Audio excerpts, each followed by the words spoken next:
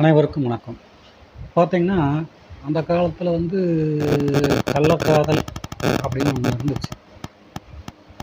இப்பவும் வந்து கிராமத்து சைடுல அத வந்து சொல்றாங்க. பட் உண்மையில வந்து அப்படி ஒரு காதலே கிடையாது. காதல் என்பது என்ன? ஒரு ஆண், பெண் சம்மந்தப்பட்டது இல்லைங்களா? அது வந்து கணவன் மனைவிக்குள்ள வர்றது ஒன்று. காதல்கள் உண்மையான காதலர்கள் இருவருக்கு இடையில வர்றது ஒண்ணு. இப்ப என்ன ஆகுது, இந்த கள்ளக்காதல் அப்படிங்கிறது வந்து இப்ப யாரும் அப்படி சொல்றதில்ல.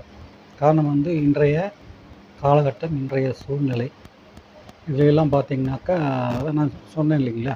இப்போ அந்த 10க்கு 7 பேர் வந்து ஆ என்ன சிங்கிள் பேரண்ட்டா இருக்காங்க. அப்புறம் இன்னொன்னு வந்து பார்த்தீங்கன்னாக்கா, இதில வந்து சிங்கிள் பேரண்ட்டா இருக்காங்க. சரிங்களா? இப்போ வந்து சப்ஜெக்ட்டுக்கு வருவோம். இப்போ சிங்கிள் பேரண்ட்டா இருக்காங்க. அவங்களுக்கு கல்யாணம் ஆயிருச்சு, சிங்கிள் பேரண்ட் ஆயிட்டாங்க. குழந்தை இருக்கு. ஸோ ஒரு எப்படி ஆனாங்க அப்படின்னு கேட்டிங்கன்னா, அவங்களுக்கு வேலை வாய்ப்புகள் இருந்தது.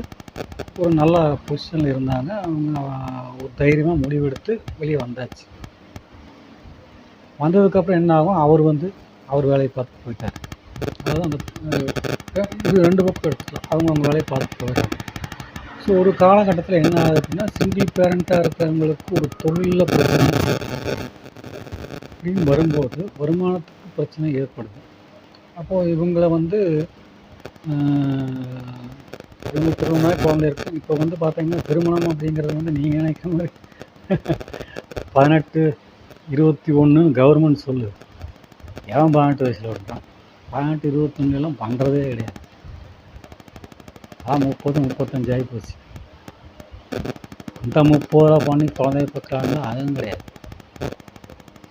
செட்டில் ஆகணும். எப்போ செட்டில் ஆகணும்? செட்டில் ஆயிடுவான். சரிப்பா 30 வயசு கல்யாணம் பண்ணிட்டேன், 35 வயசு செட்டில் ஆகிட்டேன். அதுக்கப்புறம் குழந்தை பார்க்கணும்னு கேட்குறீங்களா? சான்ஸே இல்லை. அது அந்தந்த காலத்தில் செய்தால் மாத்திரமே நடக்கும். மறுபடியும் சப்ஜெக்ட் வரும். அப்படி இருக்குது.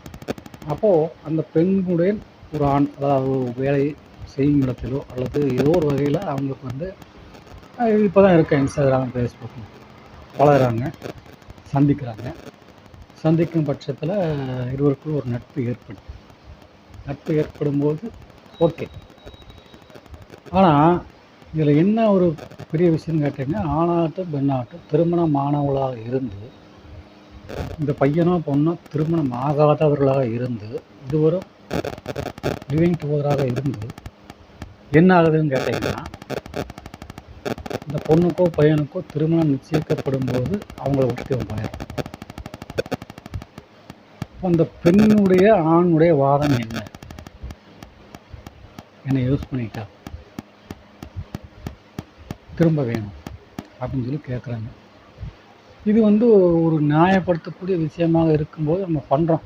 அது வந்து சும்மாலாம் பண்ணுறதில்ல. நம்ம சொல்லக்கூடிய விஷயங்கள் சரியானது தானா, உண்மையானா அப்படின்லாம் தெரிஞ்சு தான் பண்ணி தரோம். பார்ப்போம். நன்றி, வணக்கம்.